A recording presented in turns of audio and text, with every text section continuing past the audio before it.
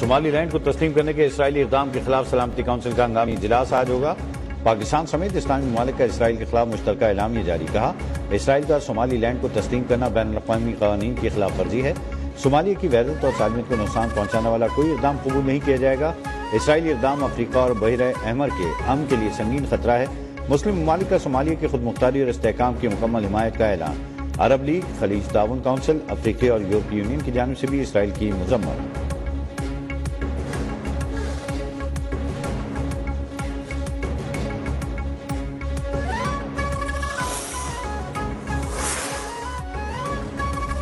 پاکستان کا صومالیہ کی خود مختاری اور علاقائی سالمیت کی مکمل حمایت کا اعلان۔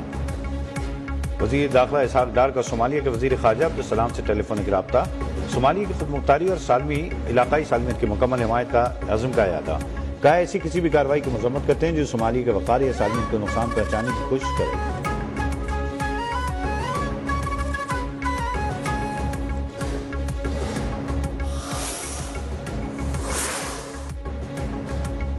روس یوکرین جنگ بندی کے لیے ٹرمپ اور زیلنسکی کی ملاقات بغیر کسی بریک تھرو کے ختم۔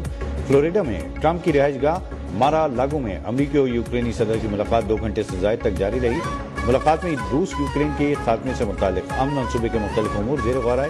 یوکرین کے مشرقی علاقے ڈونباس کے مستقبل کے بارے میں غیر یقینی صورتحال برقرار، دونوں رہنما ڈونباس سے متعلق کسی نتیجے پر نہیں پہنچ سکے۔ میڈیا سے گفتگو میں صدر ٹرمپ کا کہنا تھا کہ روس اور یوکرین جنگ بندی کے بہت قریب ہیں، 1 یا 2 نکات پر اتفاق ہونا باقی رہ گیا۔ زیلنسکی بولے کہ معاہدے کے مسودے کے 90% نکات پر اتفاق ہو گیا ہے۔ ملاقات میں امریکی نمائندہ خصوصی اسٹیو وٹکاف، جیریڈ کشنر اور یوکرین کے اعلیٰ سطح کا وفد بھی موجود تھا۔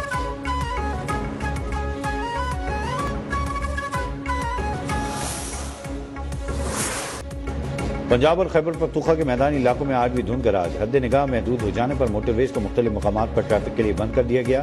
M2 لاہور سے کوٹ مومن، M3 فیضپور سے درخانہ، M4 پنڈی وٹیا سے خانیوال تک بند۔ لاہور سیالکوٹ موٹر وے M11 بھی سندھ کی وجہ سے ٹریفک کے لیے بند۔ قومی شاہراہ پر لاہور پتوکی، اکاڑا، ساہیوال، چیچا وطنی، میاں چنو، خانیوال، ملتان اور باولپور بھی دھند کے لپیٹ میں۔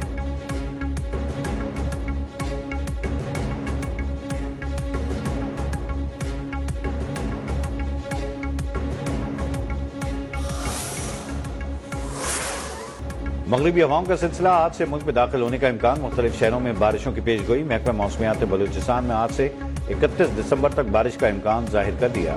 مغربی ہواؤں کے سسٹم کے تحت شمالی علاقوں میں برف باری متوقع، کشمیر اور گلگت بلتستان میں بھی وقفے وقفے سے بارش اور ہلکی برف باری کی پیش گوئی۔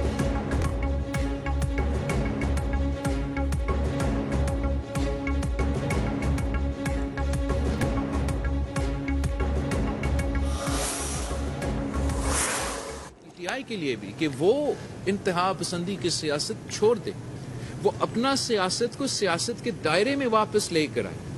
یہ ان کی سیاست کے لیے، ان کی سیاسی جماعت کے لیے، ان کی سیاسی کارکنوں کے لیے بہتر فیصلے ہوگا اور اس کا اثر پورے ملک کی سیاست پہ بھی، پاکستان کی جمہوری سیاست پہ بھی مثبت ہوگا۔ دیوار پر لکھا ہے الیکشن جلد نہیں ہو رہے، RO اور RTS کے الزامات بھی لگنے ہیں، تو ایسے الیکشن کا کیا فائدہ؟ نئے انتخابات سے پہلے اصلاحات ضروری ہیں۔ چیئرمین پیپلز پارٹی بلال بھٹو کی لاڑکانہ میں میڈیا سے گفتگو۔ PTI کو شدت پسندی کی سیاست چھوڑنے کا مشورہ، کہا PTI سیاسی دائرے میں واپس آئے، آج نہیں تو کل سیاسی رویہ اپنانا ہی ہوگا ورنہ نقصان ہوگا۔ انتہا پسندی پر چلیں گے تو پھر سختی کی شکایت نہ کریں، اداروں پر حملہ کریں گے تو قانون کے مطابق ایکشن ہوگا۔ مسائل کا حل کسی ایک جماعت کی لمبی اننگز میں نہیں، کون لمبی اننگز کھیلے گا اس کا فیصلہ عوام کریں گے۔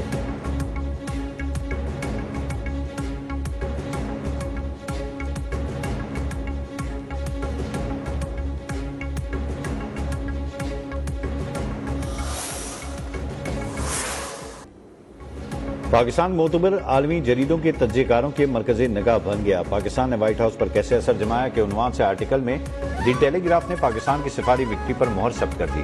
برطانوی جریدے نے لکھا کہ ایبی گیٹ حملے کے ملزم کی امریکہ حوالگی ٹرمپ انتظامیہ سے قریبی تعلقات کا بڑا ٹرننگ پوائنٹ بنی۔ فیلڈ مارشل سعید آصم منیر پاکستان کے لیے عسکری سفارتی محاذ پر فرنٹ پر کھیل رہے ہیں۔ امریکی کانگریس سے خطاب میں ڈونلڈ ٹرمپ نے دہشت گردی کے خلاف عملی تعاون پر پاکستان کا خصوصی شکریہ ادا کیا۔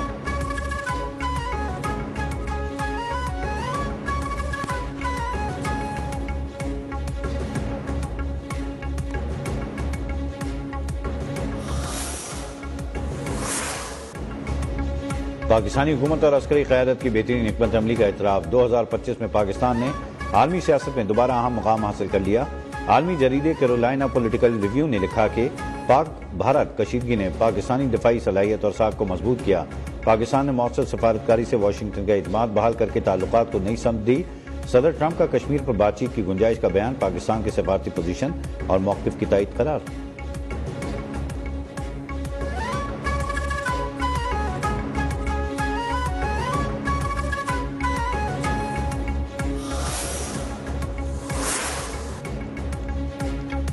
سیکورٹی فورسز کا خفیہ اطلاع پر قلات میں آپریشن، شدید فائرنگ کے تبادلے میں بھارتی حمایت یافتہ 4 دہشت گرد ہلاک، ملزمان سے اسلحہ، گولہ بارود، دھماکہ خیز مواد برآمد۔ ISPR کے مطابق مارے گئے دہشت گرد متعدد کارروائیوں میں ملوث تھے۔ صدر، وزیر اعظم، وفاقی وزیر داخلہ کی دہشت گردوں کے ٹھکانوں کو مؤثر انداز میں نشانہ بنانے پر فورسز کی تعریف۔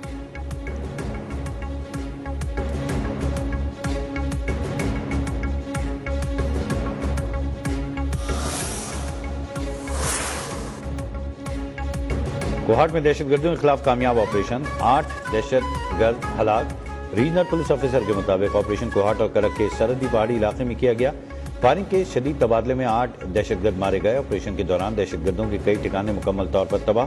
دہشت گردی کے خاتمے تک یہ آپریشن جاری رہے گا۔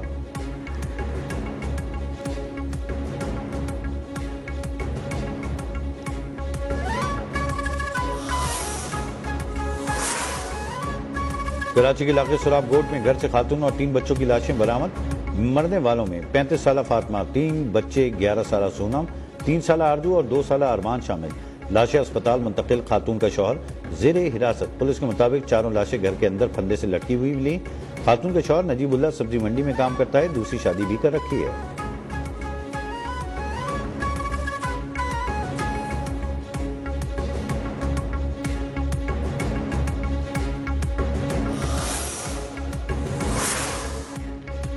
فیض آباد کے علاقے حالہ ناکہ میں 5 سالہ بچی نالے میں گر کر جاں بحق۔ بچی گزشتہ روز لاپتہ ہوئی تھی، لاش آج نالے سے ملی۔ بچی چھٹیوں پر کراچی سے حیدرآباد میں رشتہ داروں کے گھر آئی تھی۔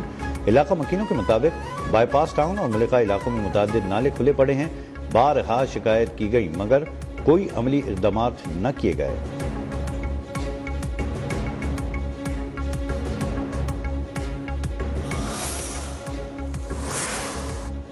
لاہور کے علاقے گرین ٹاؤن میں گلے پر پتنگ کی ڈور پھرنے سے 22 سالہ نوجوان زخمی، اسپتال منتقل۔ وزیر اعلیٰ پنجاب مریم نواز کا واقعے کا نوٹس، رپورٹ طلب کر لی۔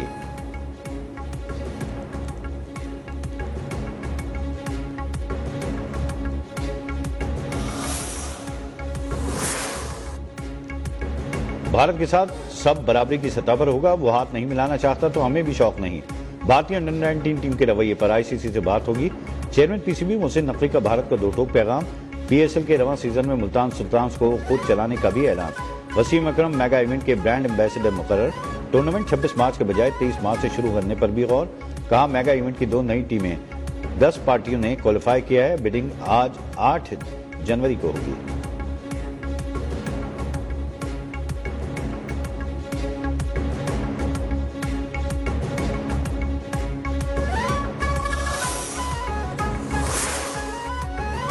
اسلام آباد اب کیپٹل اسمارٹ سٹی بنے گا۔ 1 جنوری سے اسلام آباد میں بغیر ایم ٹیگ گاڑیوں کے داخلے پر پابندی۔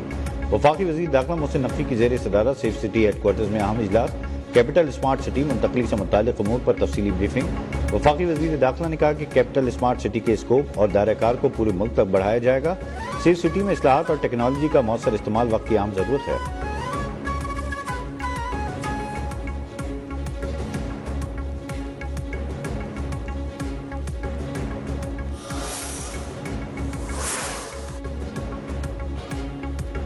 غزہ میں پھر بارش اور یک بستہ طوفانی ہوائیں۔ امداد پر اسرائیلی پابندیوں کے باعث بے گھر فلسطینیوں کے مصائب بڑھ گئے۔ شدید ٹھنڈ اور بارش سے بھیگے خیموں میں شیرخوار بچوں کی زندگیاں خطرے میں۔ اسرائیلی فوج کی جانب سے غزہ جنگ بندی کے خلاف ورزیاں بھی جاری۔ اسرائیلی حملوں سے مزید 4 فلسطینی شہید۔ 10 اکتوبر کی جنگ بندی معاہدے کے بعد سے 414 فلسطینی شہید ہوئے۔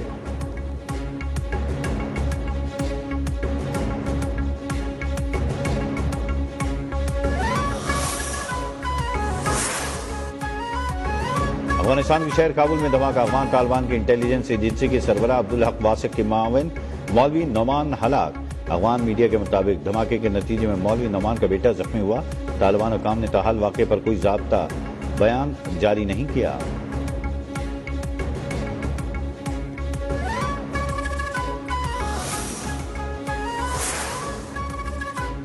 عثمان ہادی کے قتل کے دو مرکزی ملزم ضلع میمن سنگھ سے انڈیا فرار ہوئے۔ ملزم فیصل کریم مسعود اور عالمگیر شیخ نے انڈیا فرار ہونے کے بعد ریاست میگھالیہ میں پناہ حاصل کی۔ ڈھاکہ میں میٹروپولیٹن پولیس کے ایڈیشنل کمشنر ایس این محمد نظر الاسلام کی اہم پریس کانفرنس۔ کہا شوٹر فیصل اور سہولت کار موٹر سائیکل سوار عالمگیر کو واقعے کے دن ہی شناخت کر لیا گیا تھا۔